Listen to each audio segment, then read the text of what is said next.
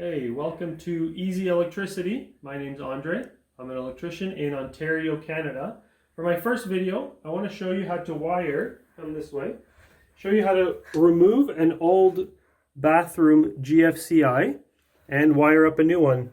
Normally the outlet, it resets. See that red light?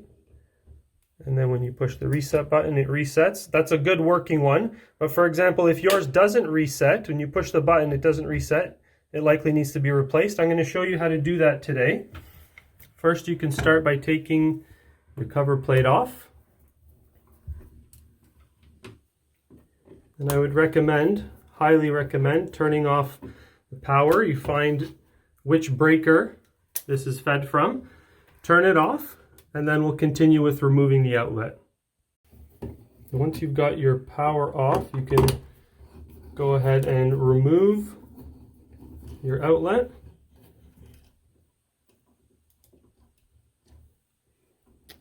Pull it out of the wall carefully.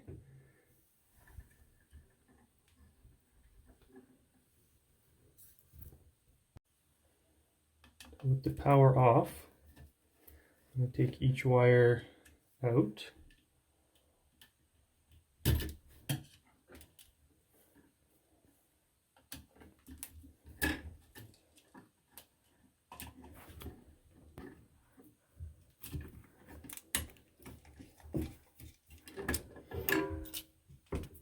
A new one in.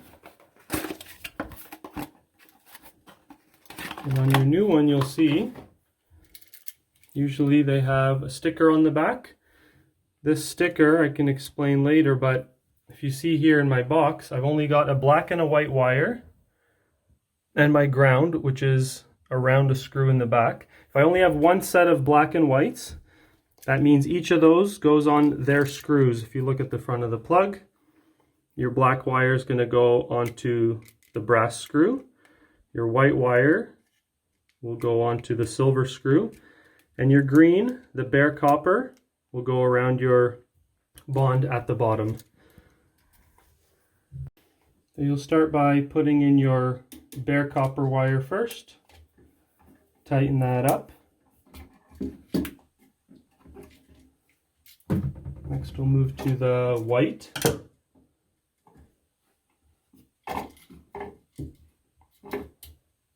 Good practice is to have your wire on the side of the screw that when you tighten, it pulls the wire in. It doesn't push it out.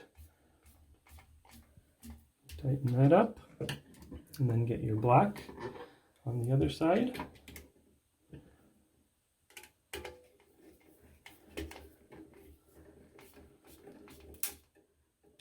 Should be able to gently push it in. And you can go ahead and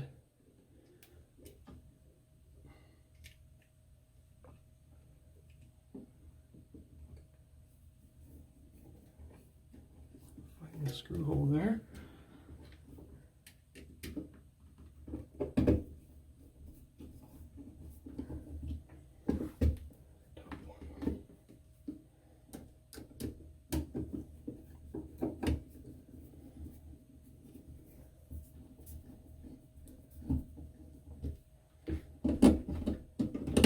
Go ahead and turn your power back on at your breaker, and then when you come back up here, you should be able to look at the front, and you push the reset button. You see a green light there?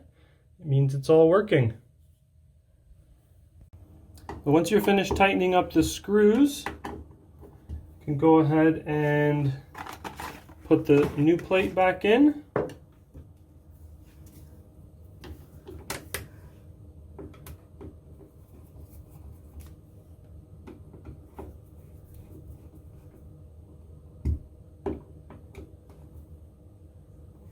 And there you have your new working ground fault circuit interrupter.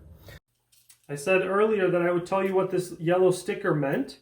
On GFI outlets, you have two sets of terminals. One is called the line side. You can see that there. The other one, if we take the sticker off, it's called the load side.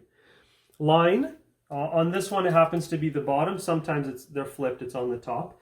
The line side is power coming in, so it would be a feed maybe from your breaker. Load side would be power going out to protect other outlets. So on the one we did here, we only had one set of black and white wires. On some bathrooms, you might have two, which means you need to know which one is power coming in and which one is going out to protect another outlet by a sink somewhere, and then maybe in another bathroom in your house, upstairs or a powder room or something. You'd wire it normally. Your feed would go on your line side. Power going out would be your load going to a separate outlet. So that's what that sticker's for. You only use it if you've got more than one set of blacks and whites coming into your electrical box. One last thing I want to show you about these outlets, the GFCIs.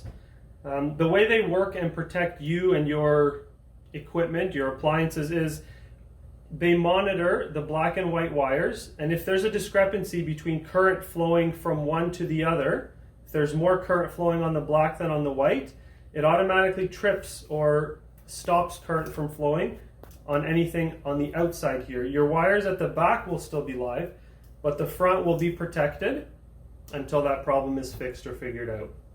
Thanks for watching. Tune in for more videos.